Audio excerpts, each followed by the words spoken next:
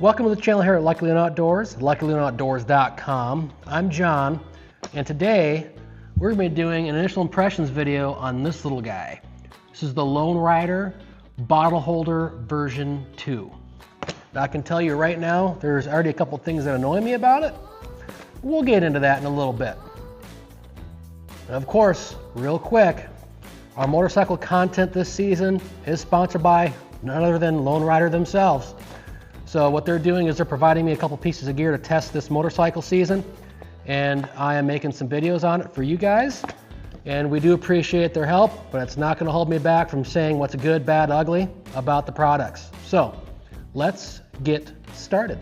All right, so this is the bottle holder. So off the bat, zero concerns about the material choices here. I mean, it's solid, and we've got the MOLLE everywhere, good nylon, you know, I have no concerns. I usually never do have any concerns about their build quality. We got good stitching. I mean, it's solid. What's kind of changed about it here, I'll show you.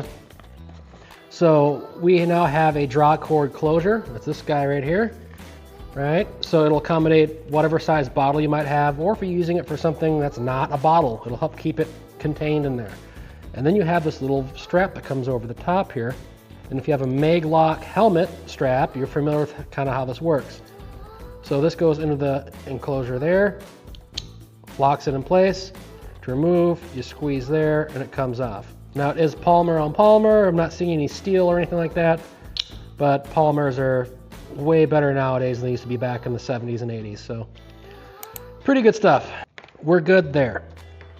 Let's take a look around this little guy. So let's see if I can make this a little easier for you to see. So you have this strap here, right? It's on top and bottom. You use this to adjust how much slack you want. And basically that allows you to take the end here and wrap it around whatever you might need to wrap it around. Basically what you got going on here is we have these C-clips. Let's see if I can squeeze it easier. There we go. This allows you to go around your bars, around parts on your bike to mount this wherever you want. So I do like that part of it. They did think about that.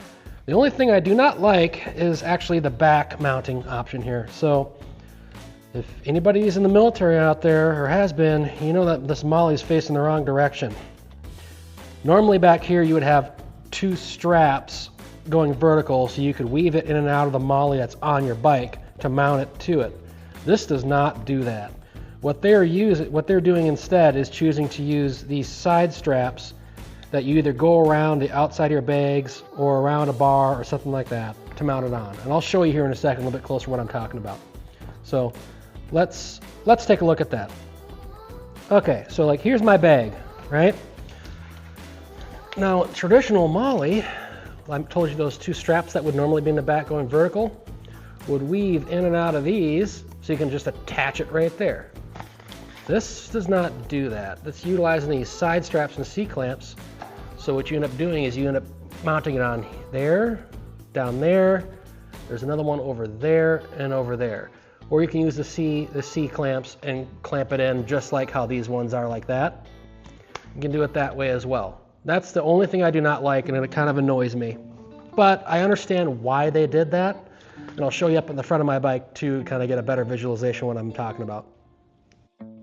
Okay, so this is a different bag, same exact concept. So the side straps, you see how it's going around my bars here, around my crash bars, and cinches down. Use those little C-clamps right there. I think that's kind of what they're getting at, is this allows you the flexibility to do that in places that don't have MOLLE.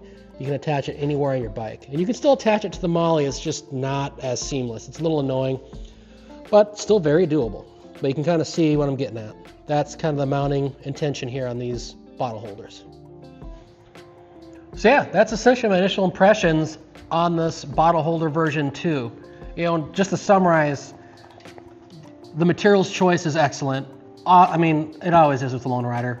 It's overbuilt materials wise, great stitching, no concerns about that part of it at all.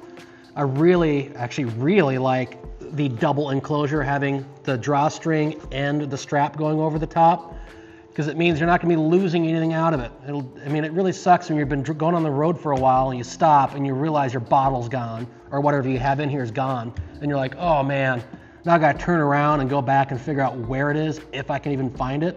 So that double closure, that's a massive improvement for me. And again, the only thing I don't like, which I understand why they did it, but I don't like that your mounting is just basically these C-clamp straps on the sides. I would personally like to see them do both. So instead of these being stitched on MOLLE, just have these like your standard MOLLE straps so you can strap it to the MOLLE on my bike, but also keep your C-clamps, your strap side clamps here, so I can mount it to the other things, right? Like to your bars or whatever. You could do both versions on the same thing, but they didn't, which is okay, but that's the only thing that really annoys me about the overall design.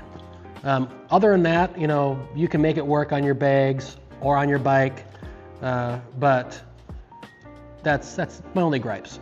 So pretty decent option. Price ain't too bad on these either. If you have any questions, put them down in the comments for me. If I missed something, throw it in the comments.